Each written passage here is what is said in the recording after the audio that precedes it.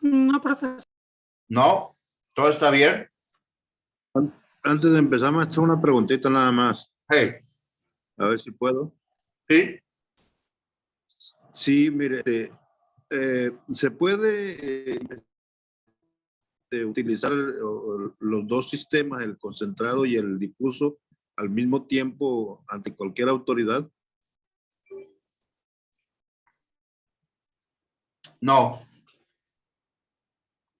Está en construcción.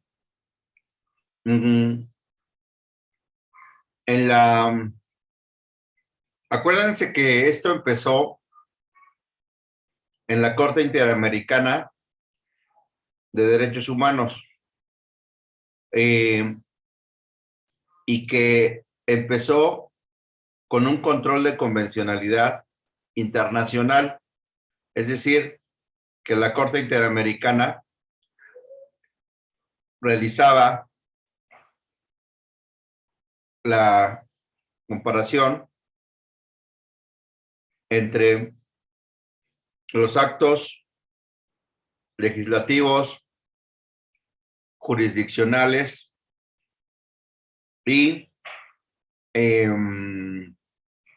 administrativos como actos del Estado frente a la, en principio, Convención Americana sobre Derechos Humanos. Después, empezó con el voto, con votos del mexicano y expresidente, del juez mexicano, Sergio García Ramírez. Entonces, por eso yo les decía que del 2006 a la fecha han habido una serie de criterios de la Corte Interamericana en donde han establecido diversas reglas que pretenden ir delineando y delimitando la regulación del control de convencionalidad doméstico o el control de convencionalidad nacional, ¿no? Entonces, por un lado, están las reglas del control de convencionalidad internacional que le corresponde a la Corte Interamericana, y por otro lado está el desarrollo de las reglas de del control de convencionalidad local, doméstico, que tenemos que analizar la historia de 2006 a la fecha. Dentro de esa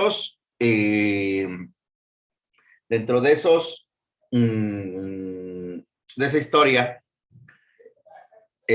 la regla general de donde partió la Corte Interamericana fue que,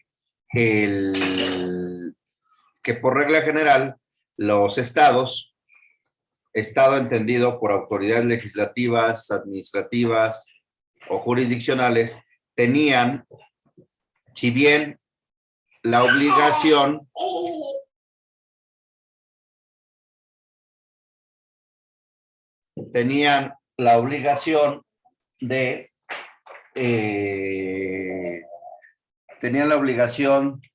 de aplicar sus constituciones y sus leyes locales. Sí, esa era la regla general. Y aquí es que les voy a enseñar unos tesis. Si tenían las reglas generales, esa es la regla general, pero que los países que habían firmado la convención y que habían aceptado la competencia contenciosa de la Corte Interamericana de Derechos Humanos, pues tenían que ejercer, así primero decía, un tipo de control de convencionalidad. Es decir, preferir sus leyes, la Convención Americana, a sus leyes a sus leyes internas, ¿no? A sus leyes domésticas, como se les llama en el derecho internacional. Entonces, de ahí empezó a crear, en caso por caso, le empezó a establecer les empezó a establecer diversas limitaciones. Y después, en otras sentencias, dijo, sí, lo mismo, tiene que ser un tipo de control de convencionalidad, pero de acuerdo al régimen constitucional que hay en el Estado. Y en otra resolución, sí, de acuerdo con el régimen constitucional que hay en el Estado, pero de acuerdo a las competencias, dentro del ámbito de las competencias. Y luego le agregó, sí, de acuerdo a la, ¿cómo se llama? Al régimen constitucional, dentro de las competencias, dentro del ámbito de sus competencias y de acuerdo a las regulaciones procesales correspondientes, ¿no? Por ahí les mandé un libro y luego decía, le agregaron que era una obligación que se tenía que realizar de oficio, ¿no? Entonces, desde el original, en donde era ejercer un control de convencionalidad, se le fue agregando uno que era de acuerdo al régimen constitucional del Estado. Dos, dentro del ámbito de competencia de las autoridades. Tres, de acuerdo con las regulaciones procesales correspondientes, ¿no? Entonces, de ahí empezaron a crear, ¿qué esto quiere decir? Hay le corresponde al Estado establecer la regulación del control de convencionalidad, ¿no? Entonces, por un lado tenemos la historia de 2006 a la fecha de las sentencias de la Corte Interamericana que le ha venido a establecer requisitos y limitaciones, y por el otro lado tenemos la historia del control de convencionalidad en México, ¿no? En los estados, en cada estado, en el caso de México. Y aquí, en el caso de México, donde tenemos que partir y donde se establecen las características es del expediente varios 912/2010, que es una sentencia en la que la Suprema Corte de Justicia pretende dar cumplimiento a la sentencia del caso Rosendo Radilla, en donde la Corte Interamericana condenó al Estado mexicano. Y dentro de la sentencia del caso Radilla, le estableció la obligación a que los jueces, miren, los jueces ejercieran un tipo de control. A ver. Un tipo de control de convencionalidad. A ver, vamos a ver la sentencia. Nada más el cachito. La sentencia del caso Radilla. A ver. Vamos a ver la sentencia del caso Radilla. Y vamos a que obviamente esa sentencia fue publicada en el diario oficial de la Federación. Entonces, esa sentencia tienen que buscarla en el diario oficial de la Federación. A ver, les voy a compartir pantalla, nada más para que veamos ese párrafo.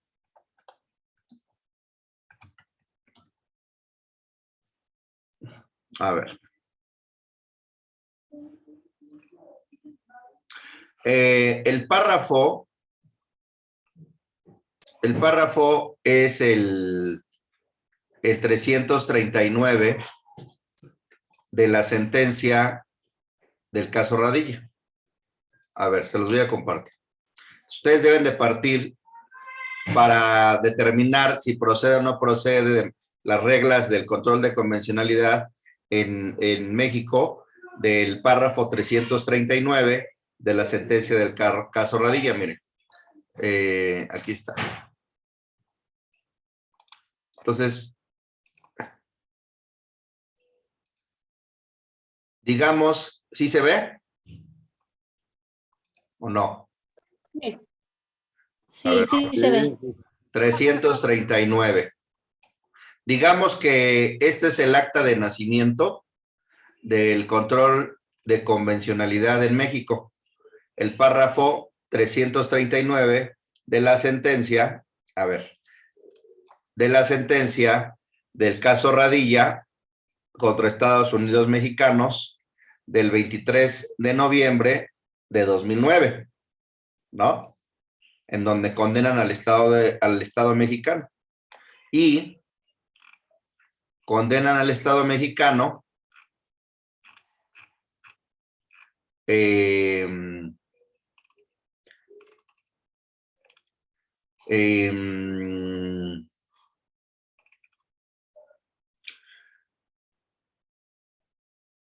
Estado deberá publicar en el Diario Oficial de la Federación los párrafos, entre otros, del 114 al 358, dentro del cual está el 339, ¿no?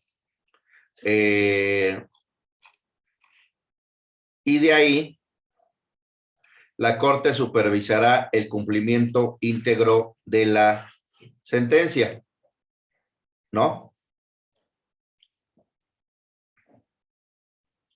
Y dará por concluido el presente caso una vez que el Estado haya dado cabal cumplimiento a la sentencia. Bueno, entonces nos vamos al párrafo 339. Ese es el acta de nacimiento del control de convencionalidad en el país.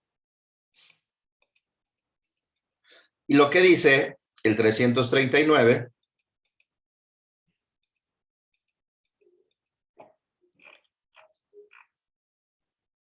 perdón,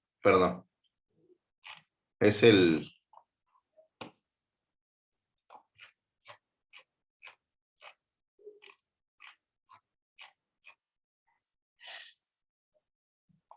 a ver, espera.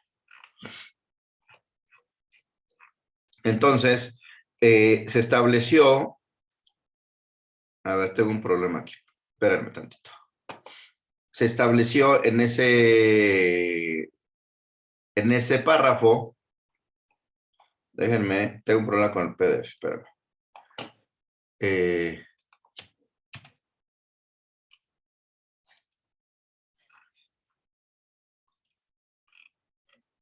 339. Espérenme, a ver. 339. A ver. ¿Dónde está el PDF? Aquí está. ¿Ya ven el párrafo 339? ¿Se ve? Sí, sí se ve. Sí. Entonces, el párrafo 339 es el acta de nacimiento del control de convencionalidad en México en 2009. En relación a las prácticas judiciales, este tribunal ha establecido en su jurisprudencia que es consciente de que los jueces y los tribunales internos están sujetos al imperio de la ley y por ello están obligados a aplicar las disposiciones en el ordenamiento jurídico, ¿no? Este es, aquí señala otros, en 320, señala otros casos en donde ya se había pronunciado sobre el control de convencionalidad interno. Aquí dice el caso Almonacid Arellano y otros contra Chile, párrafo 124, y caso La Cantuta contra Perú, el párrafo 173. Cuando citen ustedes la jurisprudencia de la Corte Interamericana, tienen que citar el caso y tienen que citar el párrafo, ¿no? Y qué tipo de sentencia es, ¿no? Porque hay diferentes tipos de sentencias o resoluciones, ¿no? Bueno. Y dice, pero cuando un Estado ha ratificado un tratado internacional como la Convención Americana, sus jueces, como parte del Estado, también están sometidos a ella. Es decir, que los jueces también están sometidos a la... ¿Sí se escucha bien? Sí, maestro. Sí, maestro. Okay. Los jueces también están sometidos a la Convención Interamericana, lo que los obliga a velar porque los efectos de las disposiciones de la Convención no se vean mermados por la aplicación de las leyes contrarias a su objeto o fin, que desde un inicio carecen de efectos jurídicos. En otras palabras, el Poder Judicial debe ejercer un control de convencionalidad ex oficio entre las normas internas y la Convención Americana, evidentemente en el marco de sus respectivas competencias y de las regulaciones procesales correspondientes. En esta tarea, el Poder Judicial debe tener en cuenta no solamente el tratado, sino también la interpretación que del mismo ha hecho la Corte Interamericana, intérprete última de la Convención Americana, ¿no? Entonces, el párrafo 339 de la sentencia de 2009 del caso Radilla, pues es el acta de nacimiento del control de convencionalidad interno en nuestro país. Entonces, de ahí, del control de convencionalidad difuso e interno, ¿no? Entonces, de ahí empezó la Corte, cambió su jurisprudencia y cambió su jurisprudencia en donde en algunas ocasiones había aceptado el control difuso, pero de constitucionalidad, no de convencionalidad. Y en otras ocasiones en unas ocasiones lo había aceptado, en otras ocasiones lo había rechazado, y después del caso del Varios 912-2010, la Suprema Corte cambia su jurisprudencia, en donde su última jurisprudencia que tenía, en donde decía que únicamente el Poder Judicial de la Federación podría realizar el control de constitucionalidad, es decir, que había un sistema de control concentrado. ¿Se acuerdan que les había dicho que el control concentrado era ejercido por un determinado y especializado número de jueces, ¿no? O de cortes, y por los medios tradicionales, es decir, por los medios, por el amparo, por la controversia constitucional y por la acción de inconstitucionalidad. Después, del varios, del varios 912-2010, cambia su criterio. Y entonces dice que también que deja atrás y supera su criterio del control concentrado, constitucional, y abre y lo cambia a un control mixto. Es decir, continúa el control concentrado de constitucionalidad, es decir, por el amparo, por la controversia y por la acción, pero también reconoce la existencia del control difuso, es decir, tanto de constitucionalidad como de convencionalidad, en donde cualquier juez, en el ámbito de sus respectivas competencias, debe ejercer el control de constitucionalidad y convencionalidad, es decir, debe de preferir la Constitución y sus criterios de la Suprema Corte de Justicia y de los tribunales colegiados en cuanto al control difuso de constitucionalidad, y por el otro debe preferir en el ejercicio del control difuso de convencionalidad, debe preferir a la Corte Interamericana y, a la Convención Interamericana, y debe preferir las sentencias de la Corte Interamericana. Después, ahorita vamos a ver el pachito del varios. Después, en una jurisprudencia que ahorita les pongo, dice que en caso que, si bien no hay una relación jerárquica entre los derechos humanos previstos en la Constitución y los derechos humanos previstos en los tratados internacionales en materia de derechos humanos, ¿no? Porque acuérdense que el varios, la sentencia condenatoria a México fue de 2009. Después viene el varios y luego viene la reforma constitucional de junio de 2011.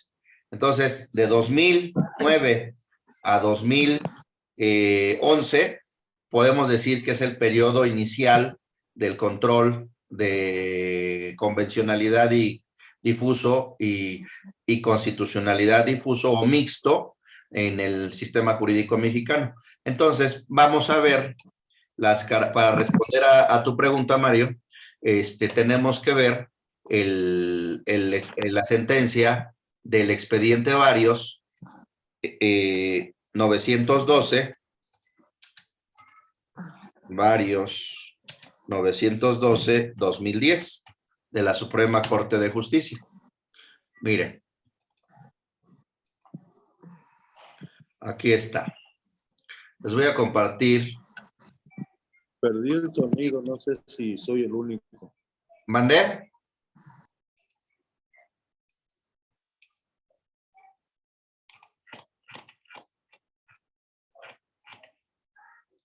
¿Están bien? ¿Se escucha?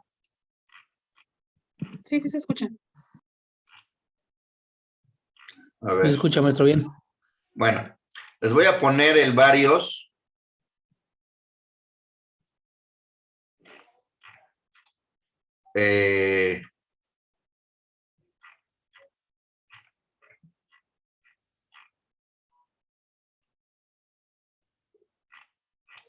Permítanme un segundito.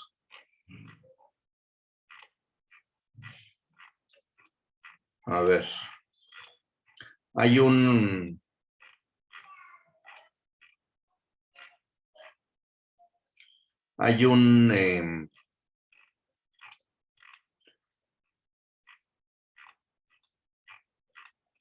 la resolución del varios, en donde analizan, dan cumplimiento al párrafo 339 de la Corte Interamericana, de la sentencia del caso Radilla, expedida del expediente varios, ¿no? Luego, Entonces, les voy a poner la sentencia. Miren, entonces, para contestar a tu pregunta, Mario, que no está totalmente resuelta en jurisprudencia, lo que tenemos que hacer es tomar el párrafo 339 de la sentencia de 2009 en el caso Rosendo Radilla de la Corte Interamericana. Segundo, tomar el varios, la sentencia del varios 912-2010. Tercero, tomar el artículo primero, la reforma de junio de 2011 y algunos criterios que hay, ¿no? Sin embargo, recuerden que cuando son criterios de colegiado, en términos del 217 de la ley de amparo en adelante, pues esos criterios, si son de colegiado o son de pleno de circuito, pues son obligatorios para su circuito, ¿no? En otros circuitos no son obligatorios, entonces pueden cambiar. Si es de la primera sala, no obliga a la segunda. Y si es del pleno, pues obliga a todos, pero pueden hacer una modificación si así está, si así lo consideran conveniente, ¿no? Entonces, no está resuelto. Les voy a poner el varios. ¿Se ve el varios? Expediente varios 912-2010.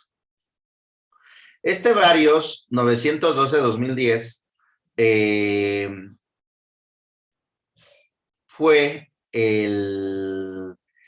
es una resolución dictada en una sesión del 14 de julio de 2011.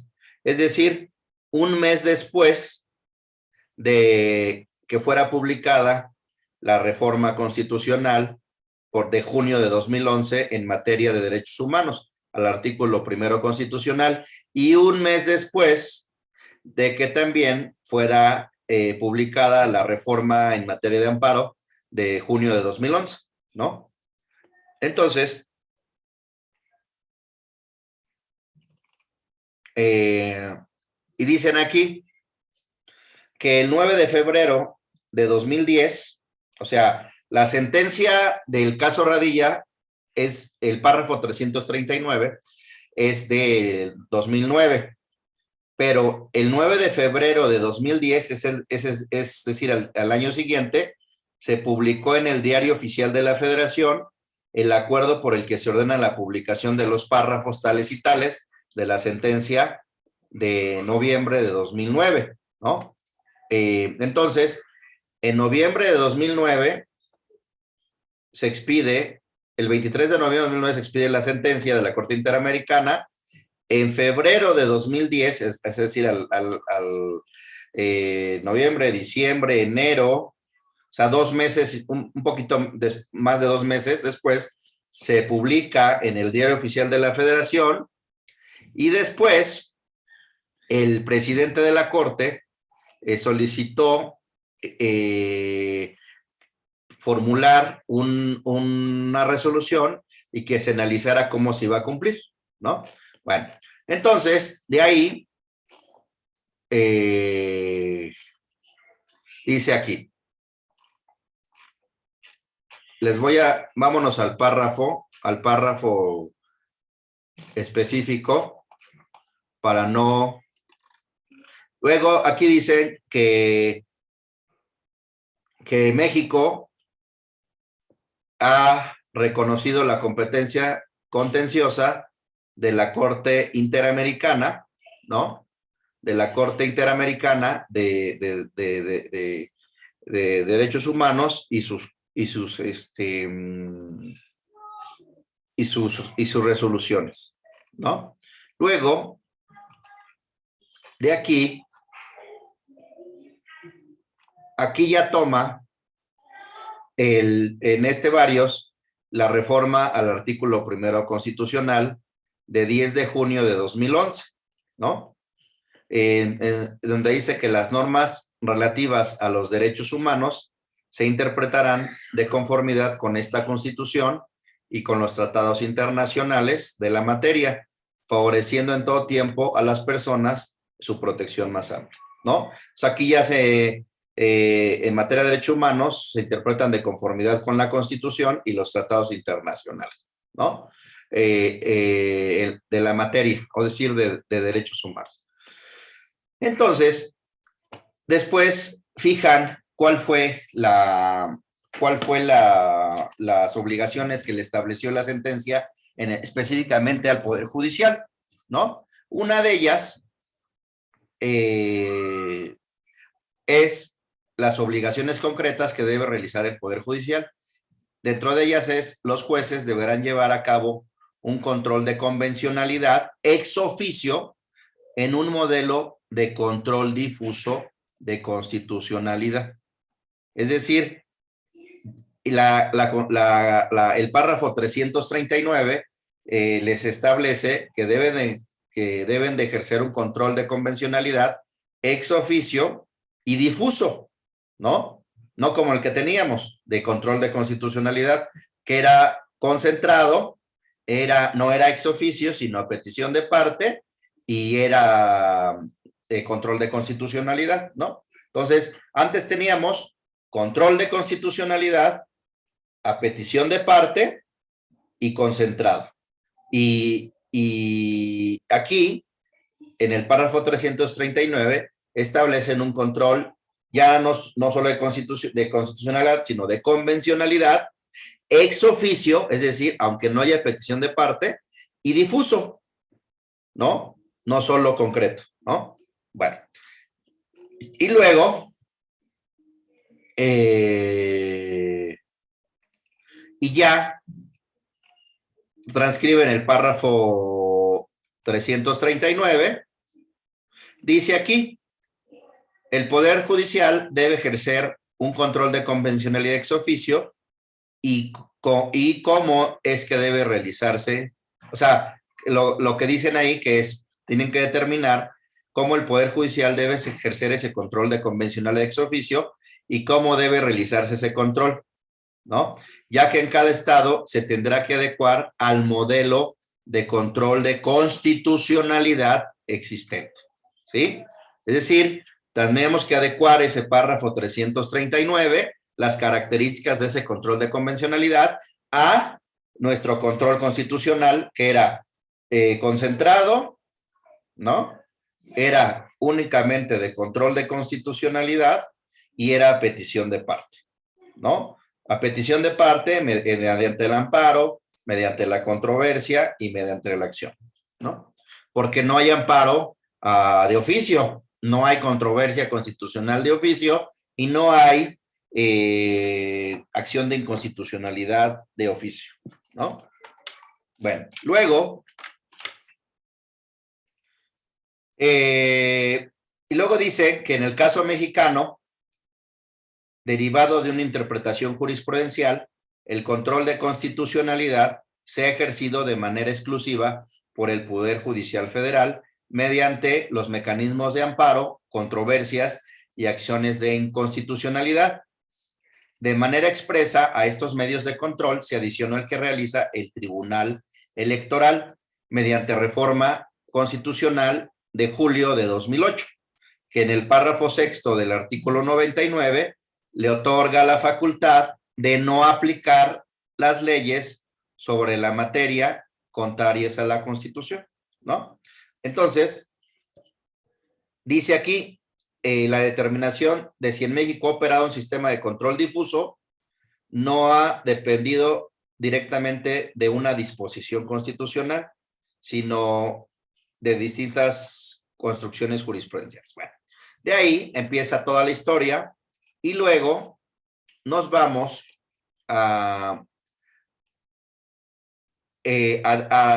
ya a lo que es el control, lo que dice el Varios 912-2010, y dice que el control difuso de convencionalidad tiene que ejercerse de la siguiente manera.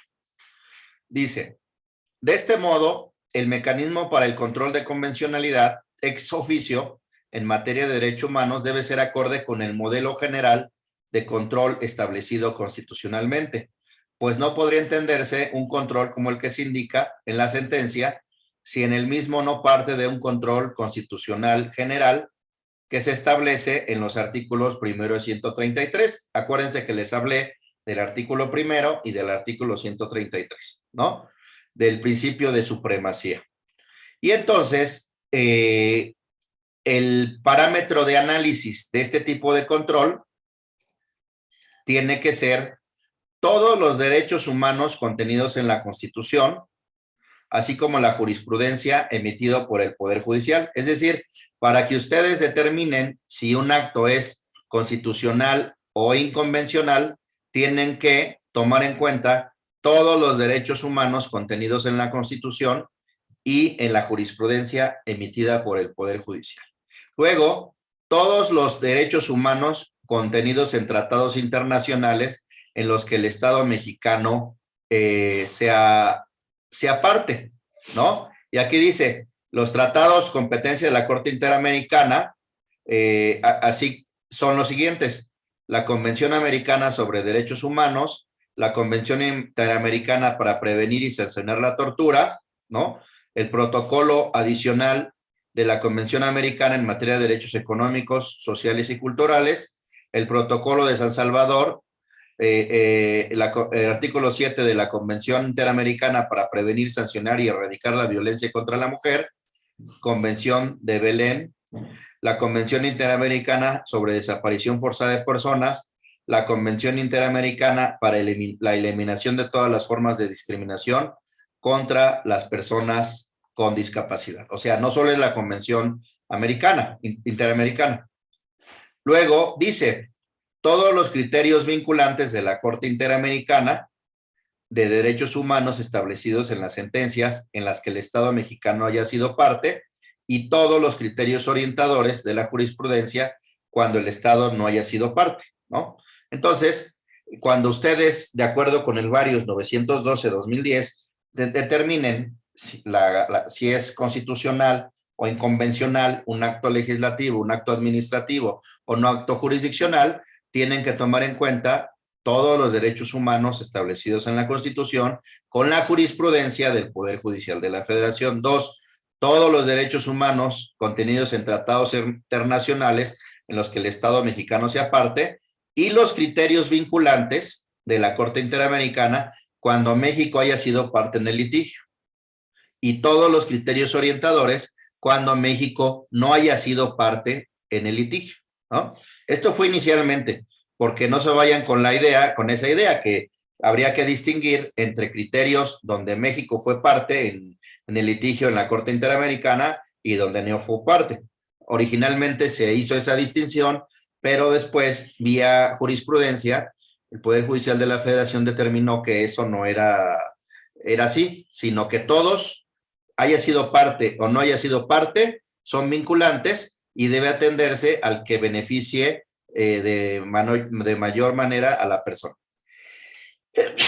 Luego dice, y que la interpretación por parte de los jueces presupone realizar 3 pasos. Entonces, lo que ustedes tienen que hacer en sus peticiones de control de convencionalidad, tienen que su concepto de violación inconvencional, de inconvencionalidad, tiene que tener 3 partes. La interpretación conforme en sentido amplio, la interpretación conforme en sentido estricto, y ya, si no hay interpretación conforme, la inaplicación de la ley cuando las alternativas anteriores no son posibles, ¿no? Entonces, dice la interpretación conforme en sentido amplio, ello significa que los jueces del país, al igual que todas las demás autoridades, deben interpretar el orden jurídico a la luz y conforme los derechos establecidos en la Constitución y en los tratados internacionales, favoreciendo a las personas la protección más amplia. Y la interpretación conforme, que cuando hay varias interpretaciones jurídicamente válidas, los jueces deben, partiendo de la presunción de constitucionalidad, preferir aquella que hace a la ley acorde a los derechos humanos establecidos en la Constitución y en los tratados internacionales. Es decir, cuando haya varias interpretaciones, que una diga una cosa y una concluye otra cosa, se debe de atender a la que sea más acorde a los derechos humanos y se debe excluir la que sea menos acorde a los derechos humanos. Ahorita les digo algo sobre ese tema que es muy importante. Luego, la inaplicación, cuando ya no hay manera de interpretar el artículo y es notoriamente inconvencional, se deben de inaplicar, ¿no? Entonces, después, aquí ya viene tu pregunta, viene tu pregunta, María. Dice, en el párrafo 34, la respuesta a tu pregunta. Actualmente existen dos grandes vertientes dentro del modelo de control de constitucionalidad en el orden jurídico mexicano, que son acordes con un modelo de control de convencionalidad en los términos apuntados. En primer término, el control concentrado en los órganos del Poder Judicial de la Federación en las vías directas de control, que es las acciones de inconstitucionalidad, las controversias constitucionales y el amparo directo e indirecto. Y en un segundo término, el control por parte de todos los jueces del país en forma incidental durante los procesos ordinarios en los que sean competentes. Esto es decir, sin necesidad de abrir un incidente por cuerda separada, ¿no? Y luego aquí dice en el 36, en párrafo 36, ambas vertientes de control se ejercen de manera independiente y la existencia de este modelo de control no requiere que todos los casos sean revisables e impugnables en ambas. ¿Sí me entiende? O sea, son independientes y no en todos se van a analizar todos, pero tampoco hay una prohibición de que no se estudien de manera simultánea. O sea, lo que dice es que son independientes y que no requiere que en todos los casos sean revisables e impugnables en ambas. A contrario, censu, en algunos casos sí pueden ser revisables e impugnables en ambas, ¿sí? O sea, la regla general es que son independientes y la otra regla es que en algunos casos sí se puede establecer de manera coincidente, ¿no? Ya para terminar esta parte, es concentrado en una parte y difuso en otra, ¿no? Ya sea por declaración de inconstitucionalidad o por inaplicación. Es decir, si es control concentrado, hay una declaración de inconstitucionalidad, ya les dije, en donde se inaplica, se declara inconstitucional para el presente y para el futuro, y en el control de convencionalidad simplemente se inaplica y se los pueden seguir aplicando en posteriores ocasiones, ¿no? Perfecto, ya lo entendí. ¿Hasta ahí quedó claro? Sí, maestro, sí, sí está Ok, claro. entonces, en términos sencillos, sí se puede ejercer el control de convencionalidad y constitucionalidad difuso y concentrado en el mismo asunto. Hay un libro que les recomiendo que se llama La Reforma Constitucional sobre Derechos Humanos en México, una evaluación con perspectiva de futuro, de Eduardo Ferrer MacGregor y José Luis Caballero Ochoa. Y dentro de este libro hay un artículo de José Ramón Cosío que se llama 10 años de control difuso. Y en ese artículo se habla en el punto 4, en la página 624, de las relaciones con el control concentrado, ¿no? Y aquí vienen algunos criterios jurisprudenciales en donde se señala que la relación entre el control difuso y el control concentrado, ¿no? Algunos criterios que vienen aquí, pero en términos generales, la determinación es que sí se puede. ¿Con base en qué? Con base en el párrafo 339 de la sentencia de 2009 de la Corte Interamericana en el caso Rosendo Radillas. 2, con base en el artículo 1 y el artículo 133 de la Constitución, la reforma del artículo 1 de junio de 2011. 3, con base en los párrafos y en las directrices que realizó la Suprema Corte de Justicia en el Varios 912, diagonal 2010, ¿no? De 2011, ¿no? Bueno, hasta aquí, ¿alguna duda? ¿Quedó claro? No. Ok, bueno. Sigamos con...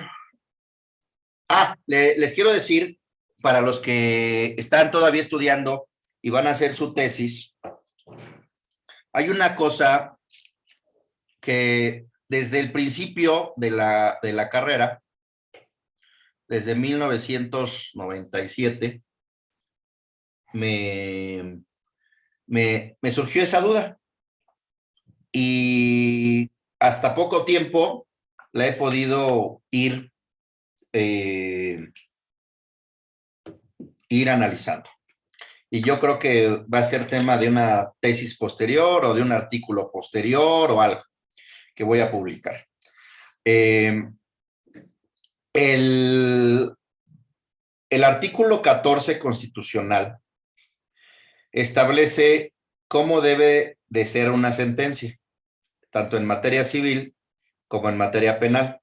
Hay criterios del Poder Judicial que lo que establece el 14 constitucional en materia civil, para la sentencia en materia civil, se aplica a todas las demás materias que no sean penal.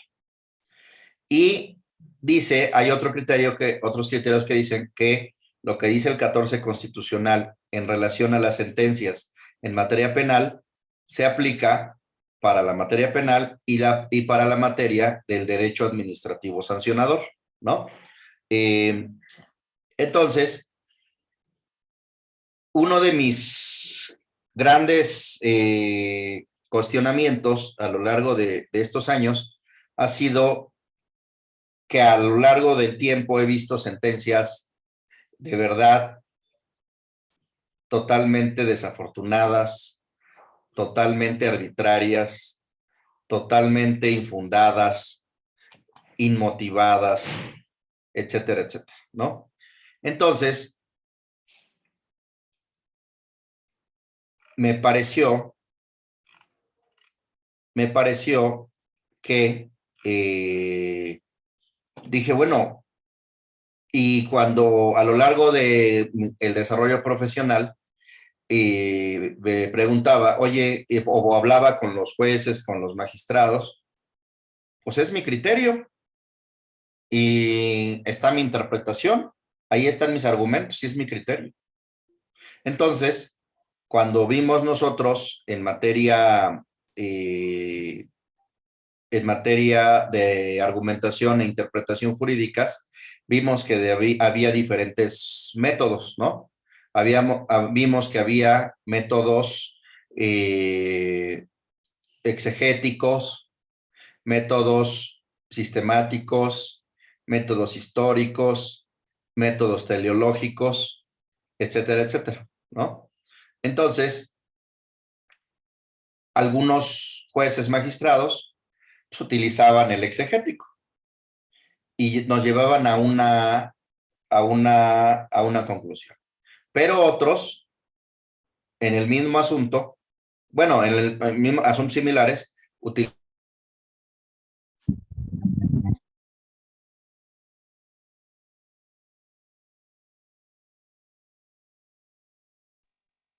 Se trabó.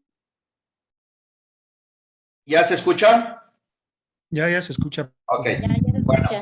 entonces, mi cuestionamiento siempre ha sido, yo cuando iba a hablar con los jueces o con los magistrados, oiga, cuestionando su interpretación, pues es mi criterio y mis argumentos están ahí.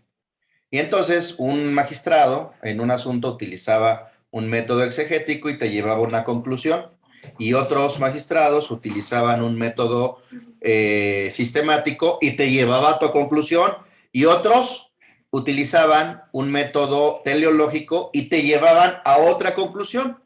Entonces, aquí la pregunta que siempre me he hecho, pues entonces estamos en una discrecionalidad, no hay absoluta, no hay seguridad jurídica, porque pues no hay un parámetro que les obligue a agotar todos los medios. Para mí, mi criterio es el exegético. Para mí, mi criterio es el teleológico. Para mí, mi criterio es el sistemático o el histórico. Les voy a poner dos ejemplos. Y esto es muy importante, pero muy importante en el tema del amparo. No solo del amparo, sino en materia de litigio, en cualquier materia. Es importantísimo.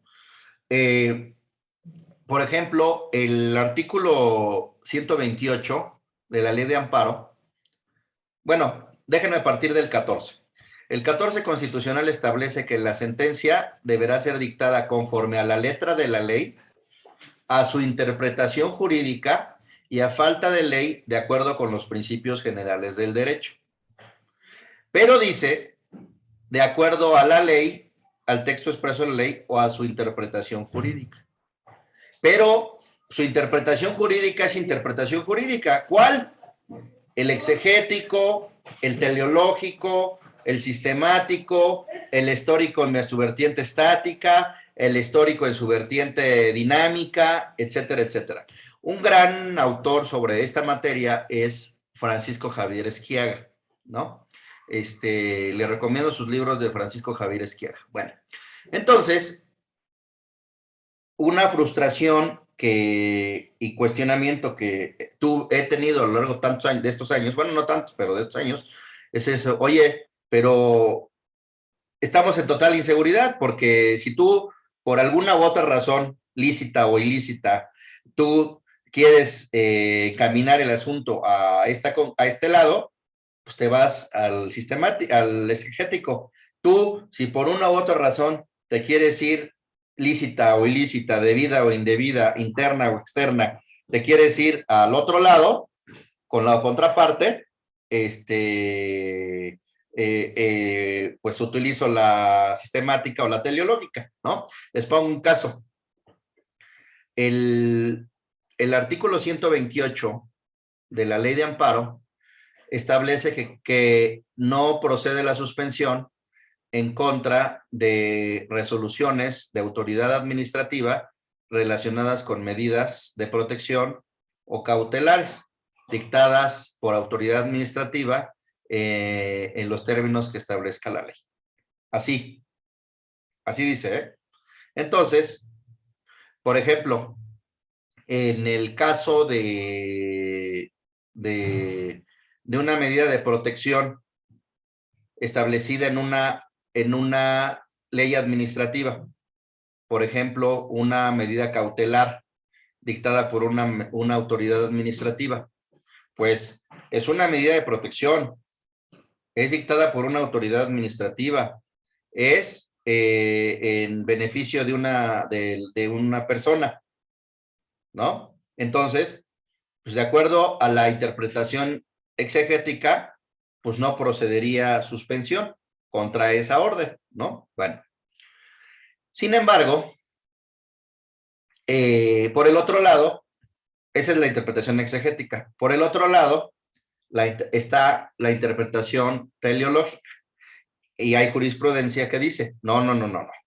Si bien el texto dice esto, el legislador lo que quiso decir, y no dijo, fue que eran medidas de seguridad o medidas de protección o medidas cautelares, pero en materia del nuevo sistema penal y no todas las demás. Entonces, la interpretación exegética te lleva a que todas las medidas de seguridad o cautelares dictadas por una autoridad administrativa en protección de una persona no son suspendibles. Y por el otro lado, la interpretación teleológica dice no todas, nada más las dictadas dentro del nuevo sistema penal, del nuevo sistema procesal penal, ¿no? Vean la gran diferencia. Entonces, cuando se presenta un amparo en contra de ese tipo de medidas en relación con la suspensión, pues si uno quiere inclinar la balanza para un lado, se va con la interpretación exegética, y si otro quiere la balanza para el otro lado, es decir, si uno quiere negar la suspensión por alguna u otra razón, va a aplicar la interpretación, el argumento exegético, y el que quiere por una u otra razón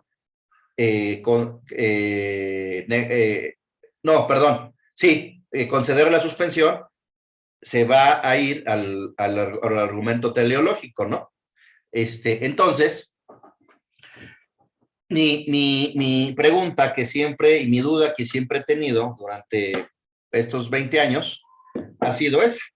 Oye, ¿cuál es el parámetro? O sea, estamos en total indefensión porque es mi criterio. Y luego nos vamos a la ley orgánica para cuestionar la responsabilidad de los jueces, magistrados y ministros, y dicen, pues ellos no son responsables por sus criterios, salvo que haya cohecho o mala fe, ¿no? Es prácticamente imposible demostrar que haya cohecho o mala fe, ¿no? Porque son conductas de realización oculta, ¿no? Bueno, entonces, pues prácticamente nunca son responsables por sus criterios, ¿no? Bueno, entonces, aquí es muy importante lo que establece el artículo primero constitucional, y es muy importante lo que establece el control, el Varios 912-2010, porque recuerden que en el Varios 912-2010 decía que teníamos que la aplicación conforme en sentido amplio, la interpretación conforme en sentido estricto, que era cuando existía diversos criterios, es decir, si la interpretación teleológica me decía una cosa, la interpretación exegética me decía otra cosa, la interpretación histórica me decía otra cosa, debemos de atender al que le beneficie mayor a la persona. Entonces, ya no es de acuerdo a su criterio, cuando quieran, como quieran, el que quieran, sino es que atendiendo a las diversas interpretaciones, deben de aplicar la que sea más favorable a la persona. ¿A cuál persona? Si es un litigio. ¿Sí? Entonces ya hay además el artículo primero que dice constitucional, que establece el principio pro persona, ¿no? Que en caso de conflicto de derechos y de duda, debe de atenderse a lo más favorable a la persona, ¿no? El problema es a cuál persona, al actor o al demandado, ¿no? Bueno, entonces, es un buen tema de tesis, y hay una cosa que se llama metaargumentación. La metaargumentación es una teoría que trata de establecer parámetros de calidad de las interpretaciones y argumentaciones. Es decir, trata de establecer parámetros para determinar cuál interpretación es más razonable que otra. Entonces, esas respuestas, pues es mi criterio. Pues no, porque el artículo primero constitucional ya establece el principio interpretativo de pro persona y en el varios 912-2010 establece la interpretación conforme a la Constitución en sentido estricto. Es decir, si hay varios significados o varias opciones de interpretación, debes de aplicar el más favorable a la persona, el que tú quieras, no es el de mi criterio, ¿no? Entonces, eso se llama, en teoría, se ha estudiado como metaargumentación. ¿Alguien conocía la metaargumentación? Yo no. Bueno, No. pues ya tienen otro tema de análisis, de estudio, de tesis que les va a servir para la defensa de sus clientes. Bueno, vamos a la sentencia. Vamos a la demanda. Vamos a la demanda.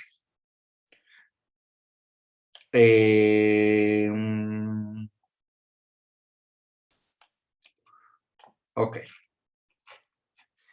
En la demanda de amparo, ya habíamos hablado del 108, nombre y domicilio del quejoso y de quien promueve su nombre y domicilio del tercero interesado, las autoridades responsables, así como las normas, actos y omisiones. Aquí, como es un amparo contra normas generales, es la Cámara de Diputados al Congreso de la Unión, el trámite el de la iniciativa, elaboración, discusión y elaboración de los dictámenes de las leyes que se aplicaron en el decreto, que fue la ley forestal, la ley de expropiación, la ley general de bienes nacionales, la ley general de bienes nacionales, la ley orgánica de la Administración Pública Federal, con motivo de su primer acto de aplicación. Luego la Cámara de Senadores también, el presidente constitucional, la iniciativa, la promulgación y la orden de publicación de las mismas leyes y la expedición del decreto, ¿no? Como primer acto de aplicación de esas leyes, ¿no? El secretario de Programación y Presupuesto, el refrendo del decreto, el secretario de Asentamientos Humanos, el refrendo del decreto, el diario oficial de la Federación, la publicación del decreto. Aquí hubo dos publicaciones, ¿no? El 23 y el 30 de abril de 1981 y todas las demás autoridades que ustedes crean que revisen que tienen la facultad de aplicar y de ejecutar ese decreto, ¿no? Bueno, también les dije que los hechos y abstenciones en términos del 108 tendrán que manifestarse bajo protesta de decir verdad y que esos hechos y abstenciones eran los antecedentes de las leyes, actos reclamados y fundamentos de los conceptos de violación. Es decir, los hechos y abstenciones tienen dos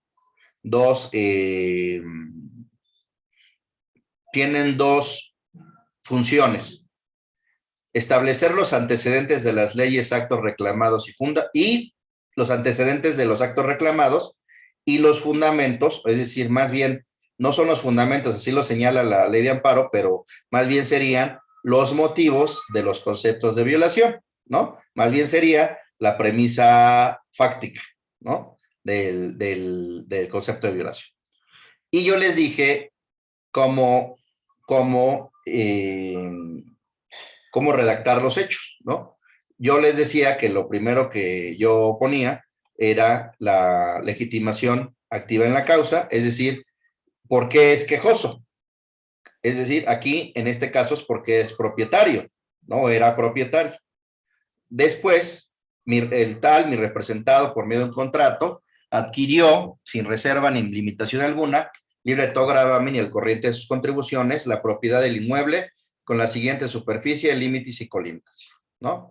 Luego, esto lo acredito con la copia certificada de la escritura pública, ¿no? Y luego, después de señalar en el primer hecho el antecedente de por qué soy quejoso, por qué tengo los derechos, pues cuando conocí el acto reclamado, ¿no?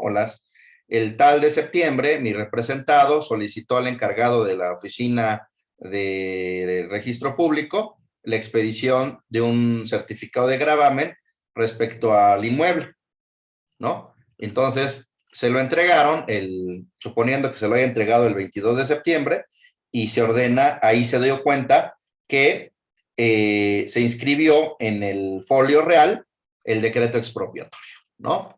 Entonces, luego,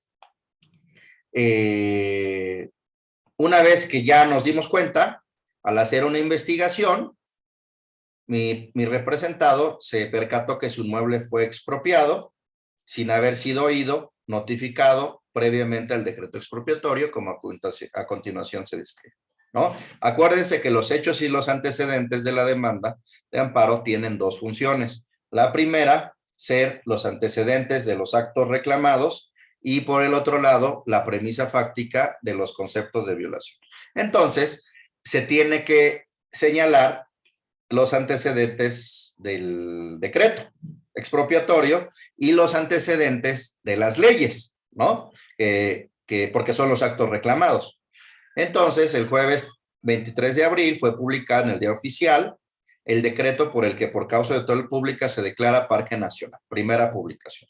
El 30 se publica el segundo decreto en segunda publicación. Luego, después, el 18 de mayo del 91, bueno, suponiendo que haya sido inscrito en el registro del patrimonio, que hayan hecho investigación, se inscribió, luego fue publicado en el periódico oficial de Quintana Roo, ¿no? O sea, ustedes tienen que hacer una investigación sobre el acto reclamado. Luego fue inscrito en el registro público de Quintana Roo, luego, etcétera, etcétera, ¿no? Luego, el 25 de abril fue publicada una recomendación sobre los programas de los parques nacionales, y aquí, pues obviamente falta todos los antecedentes relacionados con el acto reclamado del decreto y con las leyes. Entonces aquí habría que señalar la ley aplicable en ese momento. Si atacamos el proceso legislativo, pues desarrollar el proceso legislativo, el inicio, el desarrollo y el final del proceso legislativo de las leyes que se aplicaron. La ley forestal, la ley de expropiación, la ley orgánica de la Administración Pública Federal, etcétera, etcétera, ¿no? Entonces, aquí se tienen que explicar. Luego, yo les había dicho que lo primero que yo hacía era estudiar los actos reclamados, porque de ahí, antes de entrar a los conceptos de violación, nos tenemos que referir a la competencia. Bueno, en el rubro tenemos que promover quién es el quejoso. ¿Quién es el quejoso? No sé. Daniel Vázquez, ¿no? Por medio de su apoderado, ¿no? Es una demanda de amparo indirecto en materia administrativa y es el escrito inicial. Y entonces tenemos que determinar ante qué juez lo vamos a presentar. ¿Y cómo lo determinamos? Entonces andamos preguntando en los foros, oye, ¿dónde lo presento? ¿Dónde lo presento? Lo presento acá, lo presento allá, lo presento acullá, ¿no? Entonces hay una metodología para determinar la competencia. ¿Se acuerdan que les había dicho que en materia de amparo no había competencia por cuantía? Nada más había competencia por territorio y había competencia por materia y había competencia por turno y prevención, ¿no? Acuérdense que en teoría general del proceso hay competencia por materia, territorio, cuantía, turno y prevención y por grado, ¿no? En materia de amparo, lo que no hay es materia por cuantía. Todas las demás existen, ¿no? Entonces, para determinar cuál es el juez competente, pues tenemos que determinar cuál es el juez competente por materia, cuál es el juez competente por territorio, cuál es el juez competente por turno o prevención y cuál es el juez competente por grado. Todo eso para determinar este cachito. ¿Cómo lo determinamos? La materia, ¿en dónde la encontramos? Para determinar la materia, bueno, para determinar primero el grado, que es juez de distrito, tribunal colegiado, etcétera, etcétera. Este es el grado, juez de distrito. ¿Dónde determinamos que es un juez de distrito? Bueno, pues nos vamos a la... Déjenme sacar mi ley de amparo. Mi ley de amparo.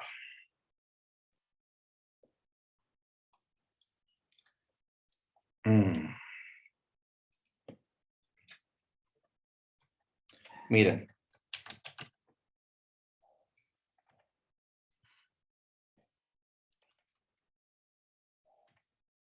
Lo primero que tenemos que hacer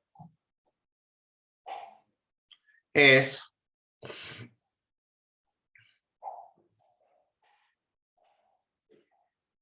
tenemos que buscar el juez de distrito, ¿no? Tenemos de buscar quién debe conocer. Entonces,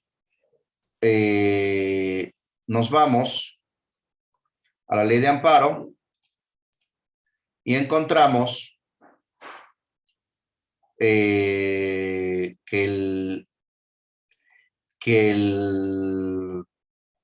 el competente del juicio de amparo es el juez de distrito en diversas, vamos a ver la ley de amparo, en diversas disposiciones. Por ejemplo, miren, vamos a poner juez de distrito. Espérame, creo que esta es la ley, no, espérenme.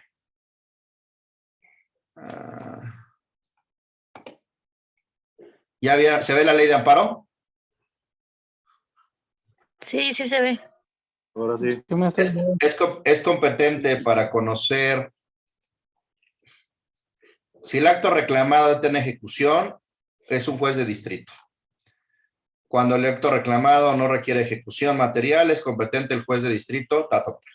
Es competente para conocer del juicio de amparo indirecto que se promueva contra los actos de otro juez de distrito, otro del mismo distrito. Cuando se trate de amparos contra autoridades que actúen en auxilio de la justicia, no podrá conocer un juicio de distrito. Bueno, entonces va buscando, van buscando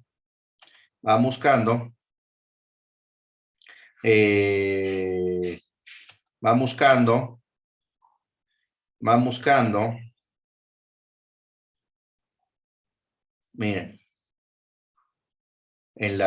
van buscando en la ley de amparo hasta que encuentren quién es el competente. Miren, juez de distrito y así van buscando.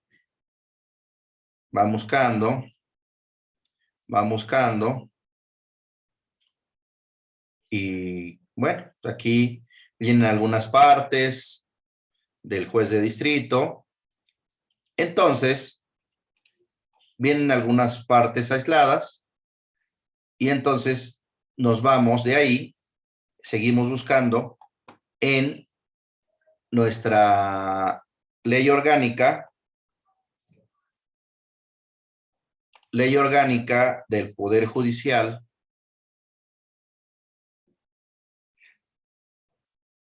de la Federación. Nos vamos ahí a la ley de amparo, vienen algunas cosas, pero nos vamos a la ley orgánica. Luego, en la ley orgánica, igual buscamos juez de distrito. Juez de distrito, juez de distrito, juez de distrito, juez de distrito, juez de distrito, juez de distrito, juez de distrito, juez de distrito, y así van buscando el juez de distrito y van encontrando, por ejemplo, miren, nos vamos, por ejemplo, a estos artículos. Hay un artículo que regula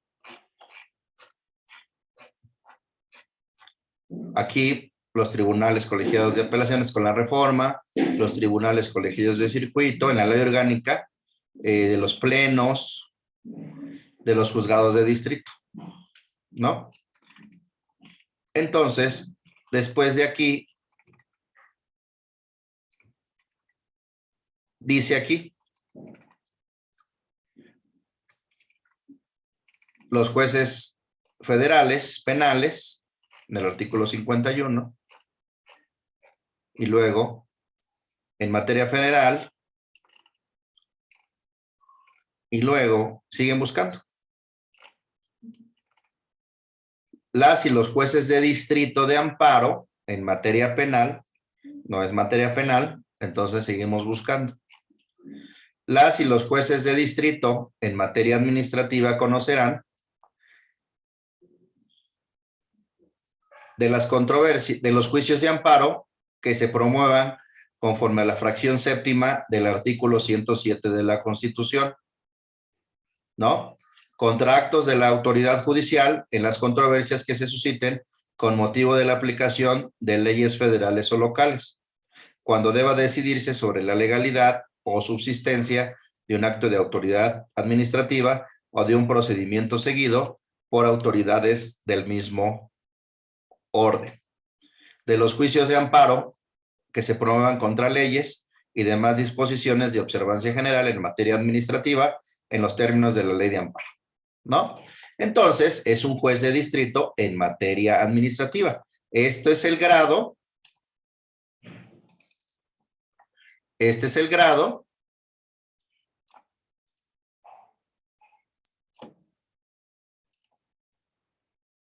Y esta es la materia.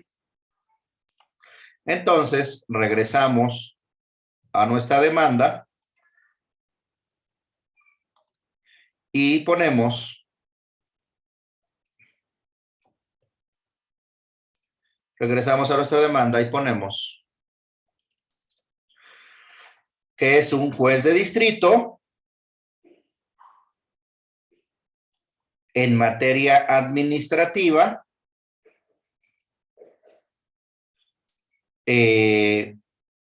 por lo menos en materia administrativa sabemos que es en materia administrativa. Sin embargo, eso no es, tengan que tener mucho cuidado. Tienen que tener mucho cuidado porque dependiendo del circuito, hay diferentes tipos de juzgados. Hay juzgados especializados, juzgados mixtos. Entonces, por ejemplo, en el estado de Quintana Roo, no hay juzgados de distrito en materia administrativa. ¿Cómo van a determinar? ¿No? Entonces, en materia de amparo hay un acuerdo. Déjenme decirles. Hay un acuerdo en materia de amparo, hay un acuerdo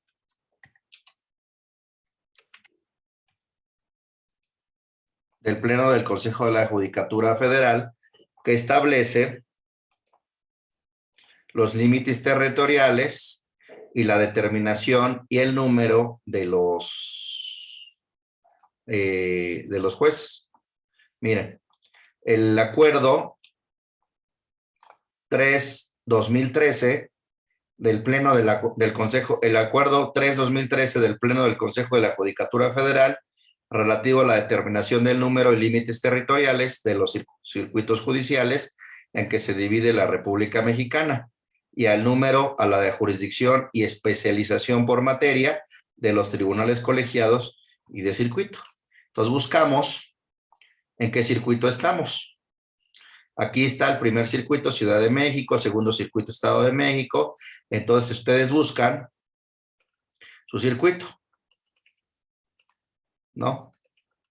Por ejemplo, Quintana Roo. Vamos a ver cuál es el circuito. Aquí está. 27º circuito. Y entonces, de ahí se buscan el 20º circuito. Entonces, 27º, creo. Aquí está.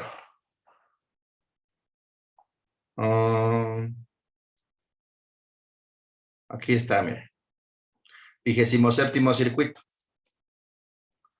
Solo hay 3 tribunales colegiados con residencia en Cancún, 2 tribunales unitarios con sede en Cancún, 8 juzgados de distrito en el estado de Quintana Roo, 2 con residencia en Chetumal y 6 con residencia en Cancún, y hay un juzgado de distrito en materia mercantil especializado en juicios de cuantía menor con residencia en Cancún.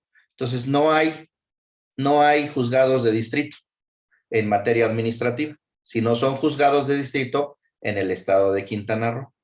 Y entonces nos regresamos a la demanda y le ponemos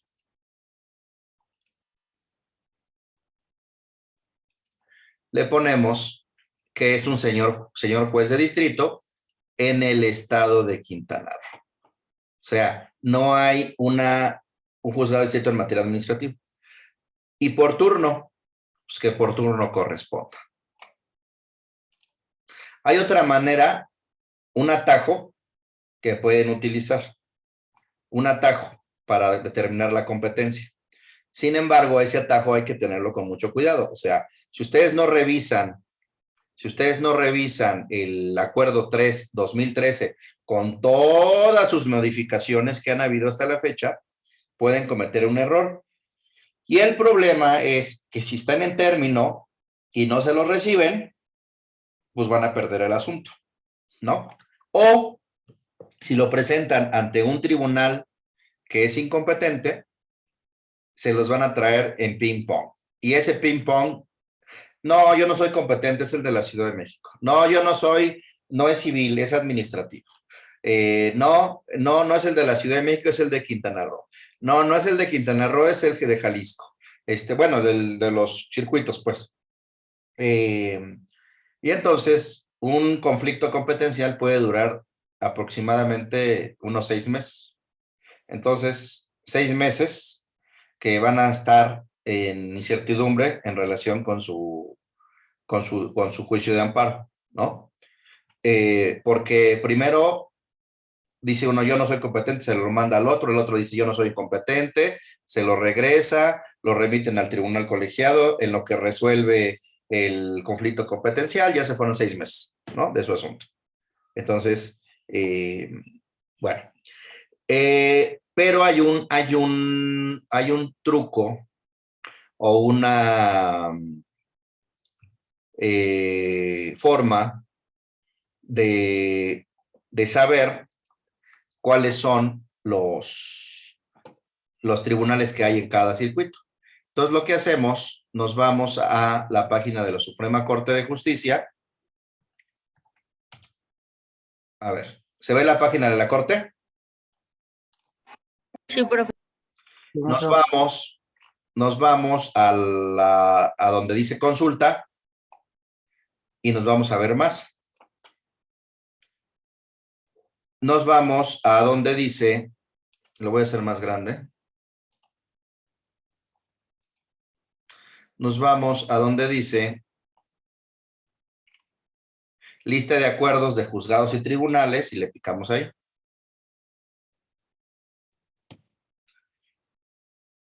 Luego de ahí nos vamos a la Dirección General de Gestión Judicial. Luego de ahí nos vamos a la consulta de datos de expedientes. Y de ahí nos vamos a seleccionar el circuito en el que estábamos. Aquí está el de Quintana Roo y le podemos consultar. Y aquí dice todos los juzgados que hay. Miren, ¿la vieron? Hay 1, 2, 3, 4, 5, 6, 7, 8, 9, 10 de distrito. Y aquí no hay ni uno en materia administrativa. Es primero de distrito en el estado de Quintana Roo, del primero al sexto del estado de Quintana Roo, luego el séptimo, Quintana Roo con residencia en Cancún, octavo de distrito con residencia en Cancún, noveno de distrito con residencia en Cancún. Y el de materia mercantil, especializado en juicios orales, que es lo que dice el acuerdo 3-2003. Habrá jueces de distrito, 8 jueces de distrito y uno especializado. Bueno, 9 aquí. Y el juzgado de distrito especializado en juicios orales, ¿no? Mercantiles. Entonces, es una manera de determinar porque, por ejemplo, en otros estados, perdón, en otros circuitos, pues hay otros, ¿no? Por ejemplo, en la Ciudad de México, vean, Ciudad de México, pues hay muchos más. Ahí sí, hay distritos en materia administrativa, distrito de amparo en materia penal, distrito en materia civil, distrito en materia de trabajo, etcétera, etcétera. Entonces, tienen que checar el acuerdo 13-2013 con sus reformas y confirmarlo con esto, ¿no? Bueno. Profesor, una pregunta, perdón que lo interrumpa. ¿Esa búsqueda ya la tendremos que hacer nosotros para no esperar a que algún juzgado se declare competente? Claro, claro. Ok, gracias. Claro, ¿no? Y luego tienen que tomar en cuenta la ley de amparo. También en la ley de amparo hay un capítulo de competencia que establece lo siguiente. Entonces, que si, a ver, dice aquí, me surge una duda. En un juicio civil, la sala está obligada a ejercer el control difuso de convencionalidad, tanto en el derecho sustantivo como en el derecho procesal, o dicho control se tiene que solicitar en un amparo indirecto, cuando se interpone en contra de una sentencia interlocutoria. Y si podría repetir el número de acuerdo. El número de acuerdo es el 13-2013 del Consejo de la Judicatura, pero ha tenido muchos cambios, muchas modificaciones. Y claro, acuérdense que el párrafo 339 y el varios 912-2010 establece, precisamente por eso es un control difuso. Por eso cuando iniciamos la clase, en las primeras clases dijimos, hay un control concentrado que se debe ejercer solo por un número especializado de jueces y determinado y especializado, y hay una declaración de inconstitucionalidad. Por el contrario, el control difuso es por cualquier juez, por cualquiera. La sala, el juez civil de primera instancia, el juez familiar, el juez oral, la sala civil, la sala penal, cualquiera está obligado ex oficio, aunque hay criterios jurisprudenciales que señalan, le han establecido ciertos requisitos, pues eso no es ex oficio, es a petición de parte. Esos criterios van en contra del párrafo 339 de la Corte Interamericana y del varios 912-2010. Porque hay criterios jurisprudenciales que señalan los requisitos que se deben de seguir. Determinar el derecho, determinar cuál es la violación, es decir, la causa mínima de pedir. Eso no es ex oficio, eso ya es a petición de parte, ¿no? Entonces, sí, se puede pedir ante la sala.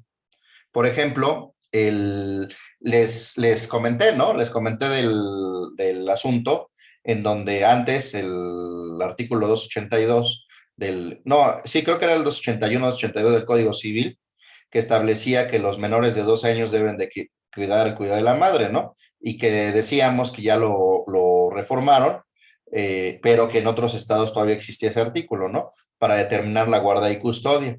Entonces, suponiendo en los estados que todavía existe ese artículo, pues cuando soliciten la guarda y custodia o cuando contesten lo relativo a la guarda y custodia y son parte del varón, del papá, pues soliciten el que se ejerce el control difuso de constitucionalidad y convencionalidad con el parámetro que les dije, ¿no? Si es de constitucionalidad, es de convencionalidad con los 3 parámetros del varios, ¿no? Es decir, con la interpretación conforme en sentido amplio, la interpretación conforme en sentido estricto o la inaplicación, ¿no? Y luego, por el otro lado, el control de constitucionalidad difuso con base en el test de proporcionalidad. ¿Sí? Son diferentes. Eso lo vamos a ver cuando veamos los conceptos de violación, que eso lo vamos a ver mañana. Son diferentes. Para generar o solicitar un control difuso o un concepto de violación de control constitucional es el test de proporcionalidad y la interpretación conforme, ¿no? Para cuestionar o para solicitar el control de convencionalidad son los 3 pasos que establece el 912, el varios 912-2010. La interpretación conforme en sentido amplio, la interpretación conforme en sentido estricto y la inaplicación. Son cosas diferentes, son metodologías diferentes. Entonces, pueden solicitarlo ante la autoridad jurisdiccional o pueden solicitarlo en la demanda de amparo, hacer conceptos de violación relacionados con la constitucionalidad o inconstitucionalidad y hacer conceptos de violación relacionados con la inconvencionalidad. Pero para construir sus conceptos de violación son diferentes metodologías. Reitero, para hacer un control de un concepto de violación constitucional debe ser el test de proporcionalidad y la interpretación conforme. Y para hacer un concepto de violación de inconvencionalidad es los 3 pasos que señala el varios 912, es decir, interpretación conforme en sentido amplio, interpretación conforme en sentido estricto y la inaplicación. Eso lo veremos mañana, ¿no? ¿Hay alguna duda? ¿Alguna duda hasta aquí? No, No. No, gracias. Bueno, entonces lo dejamos hasta aquí. Le seguimos mañana. Estábamos en el tema de la competencia para determinar en nuestra demanda de amparo. Le seguimos mañana 7:30, yo les aviso, para seguir avanzando. Terminaríamos el miércoles. Terminaríamos el miércoles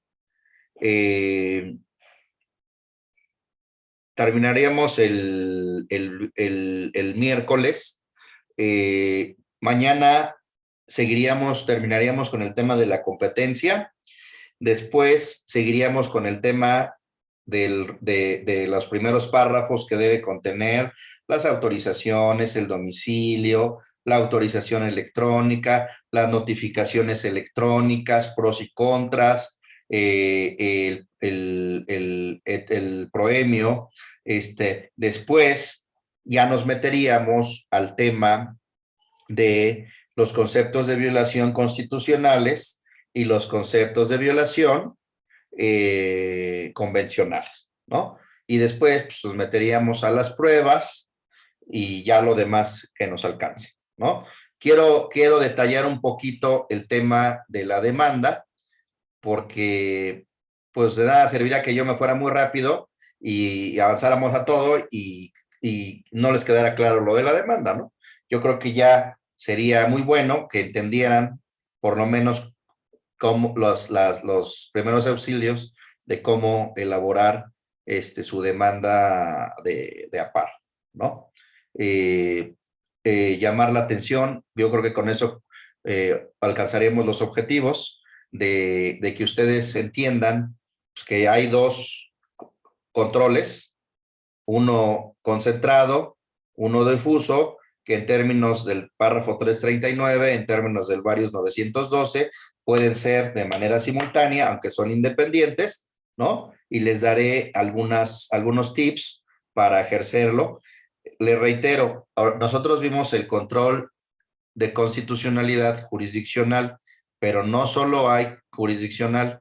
En las sentencias, en las últimas sentencias de la Corte Interamericana, se establece la obligación de cualquier autoridad, tanto legislativa como administrativa, de ejercer el control difuso de convencionalidad en los términos de sus respectivas competencias y de las regulaciones procesales correspondientes, ¿no?